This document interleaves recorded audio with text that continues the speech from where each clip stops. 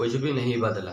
116 भारतीय, वही जंजीरें, वही बेड़ियां, वही तिरस्कार, वही अपमान। सोचा था मोदी जी के दोस्त ट्रंप दोस्ती का मान रखेंगे, लेकिन ट्रंप तो पगला गए हैं।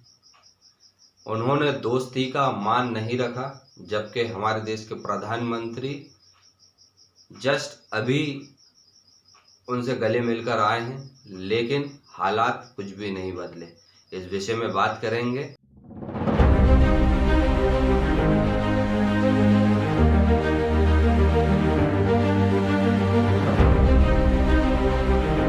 जय हिंद दोस्तों, मैं हूं रुवेश पठान और आप देखना शुरू कर चुके हैं रुवेश ग्राफी। कुछ भी नहीं बदला, कोई हालात नहीं बदले, वही 116 भारतीय। अमेरिका ने उन्हें जबरदस्ती अपने सेना के विमान में बिठाया और पिछली बार की तरह ही इस बार भी कुछ भी नहीं बदला। वही हाथों में जंजीरें, पैरों में बेड़ियां, आंखें झुकी हुई, सिर झुका हुआ और तिरस्कार किए हुए भारतीय दोबारा भारत वतन वापस लौट आए। सोचा था मोदी जी के दोस्त ट्रंप इस बार तो कम से कम दोस्ती का मान रखेंगे, क्योंकि जस्ट अभी हमारे देश के प्रधानमंत्री ट्रंप अपने दोस्त से गले मिलकर आए हैं।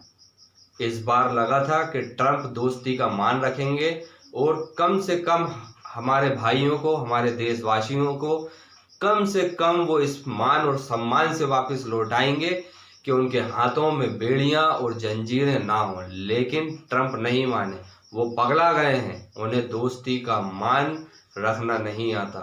उन्होंने वही किया जो उन्होंने करना था।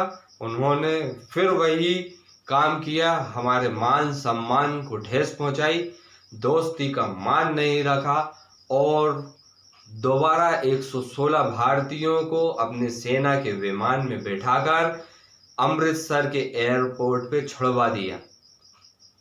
गनीमत सिर्फ इतनी है कि उन्होंने महिलाओं और बच्चों को ये बेड़ियां और जंजीरें नहीं बांधी, बाकी पुरुषों को पूरी तरीके से जकड़कर हिंदुस्तान लाया गया। ये हमारे लिए बहुत ही अपमान और तिरस्कार की बात है।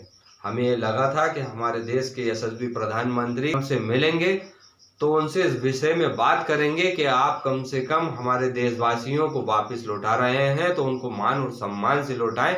लेकिन ऐसा कुछ भी नहीं हुआ।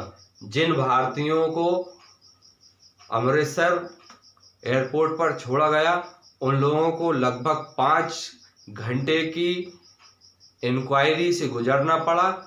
जब वो एयरपोर्ट से बाहर निकले तो उन्हें किसी भी मीडिया से बातचीत करने की इजाज़त नहीं दी गई। उन्हें बाकायदा गाड़ियों में बिठाकर अपने अपने गंतव्य तक पहुंचा दिया गया, लेकिन उन्हें मीडिया से दूर रखा गया। 116 भारतीयों में पंजाब के 65, हरियाणा के 33, गुजरात के 8, यूपी, गोवा, राजस्थान के 2-2, हिमाचल और जम्मू कश्मीर के 1-1 व्यक्ति शामिल थे, जिन्हें उनके गंतव्य तक पहुंचा दिया गया है। लेकिन सवाल यही है कि आखिर ट्रंप ऐसा कर क्यों रहे हैं? वो क्या जताना चाहते हैं? वो भारत को क्या मैसेज देना चाहते हैं? जबकि इसी हफ्ते हमारे देश के प्रधानमंत्री उनसे मिलकर आए हैं, डील साइन करके आए हैं। लेकिन ट्रंप ऐसा क्यों कर रहे हैं ये तो आने वाला वक्त बताएगा। लेकिन अमेरिका के राष्ट्रपति द्वारा किया जा रहा ये कृत्य भारत के लोगों के दिल पर एक कांटे और चुभन की तरह नजर आ रहा है। एक प्लेन इसी हफ्ते में और आने वाला है।